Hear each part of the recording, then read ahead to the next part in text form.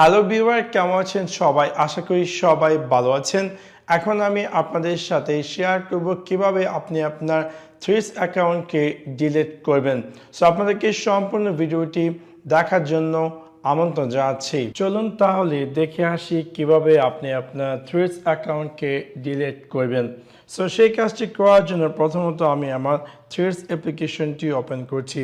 Open করার পর একদম নিচে আমি পেয়ে যাব আমার প্রোফাইল আইকন। আমি তাতে ক্লিক করছি। ক্লিক করার পর আমি দেখতে পারবো যে এরকম একটি স্ক্রিনে অ্যাপিয়ার করবে এবং একদম উপরে আমি পেয়ে যাব ডাবল লাইন। আমি তাতে ক্লিক করব। ক্লিক করার পর এখান থেকে আমি ক্লিক করব অ্যাকাউন্ট।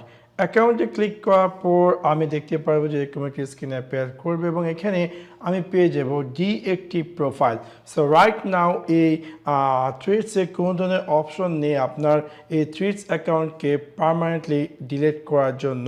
থ্রিডস থেকে আপনি চাইলে আপনার এই অ্যাকাউন্টটিকে ডিঅ্যাক্টিভেট করতে পারেন এবং পুনরায় চাইলে সেটাকে রিঅ্যাক্টিভেট করতে পারেন।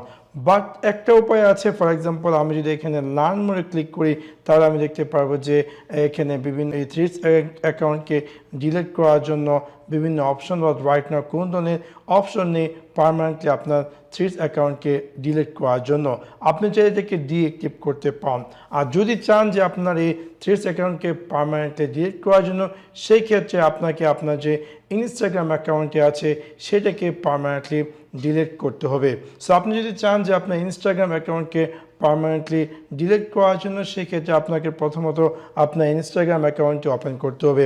ওপেন করার পর একদম নিচে আপনি পেয়ে যাবেন আপনার প্রোফাইল আইকন এবং তাতে ক্লিক করার পর একদম উপরে আপনি পেয়ে যাবেন থ্রি লাইন। সো আমি জাস্ট এটাতে ক্লিক করব। থ্রি লাইনে ক্লিক করার পর আমি ক্লিক করব সেটিংস অ্যান্ড প্রাইভেসি এবং দেন আমি ক্লিক করব অ্যাকাউন্ট সেন্টার এবং অ্যাকাউন্ট সেন্টারে ক্লিক করার পর আমি ক্লিক করব পার্সোনাল ডিটেলস এবং পার্সোনাল ডিটেলসে ক্লিক করার পর আমি ক্লিক করব account ownership and control.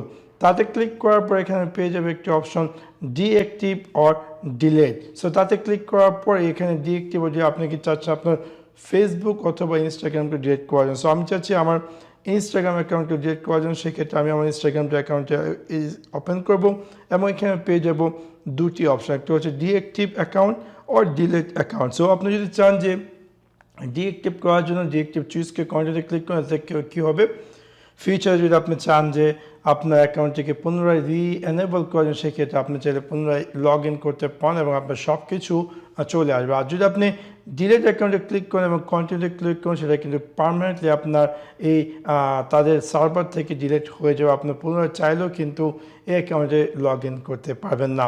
So এবার খুব সহজে আপনি চাইলে আপনার থ্রিডস অ্যাকাউন্টকে ডিলিট করতে পারেন বাই আপনি যখন আপনার ইনস্টাগ্রাম অ্যাকাউন্টটি ডিলিট করবেন। হয়তো বা ইন ফিউচারে তারা কোনো ডাইরেক্ট অপশন দেবে থ্রিডস অ্যাকাউন্টকে ডিলিট করার জন্য। আশা করি আপনাদের এই ভিডিওটি ভালো লেগেছে। যদি ভিডিওটি ভালো লেগে থাকে অবশ্যই লাইক এবং শেয়ার করতে ভুলবেন না।